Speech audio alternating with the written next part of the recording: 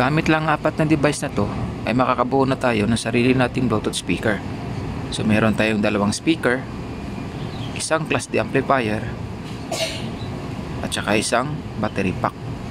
So gamit itong mga device na to ay makakabuo na tayo ng Bluetooth speaker.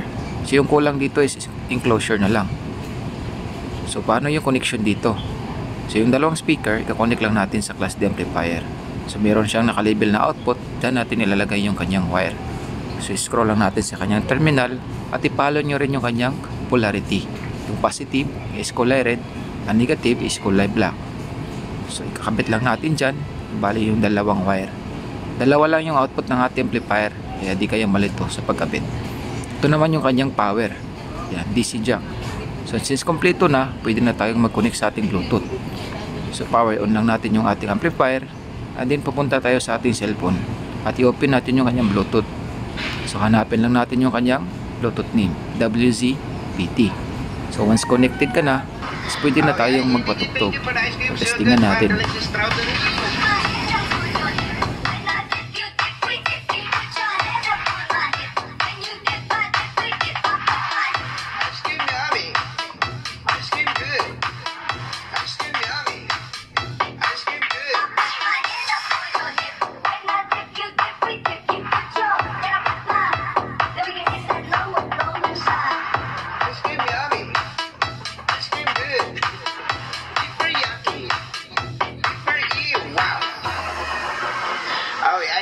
Thank you for the ice cream. So good. Wow, delicious strawberry.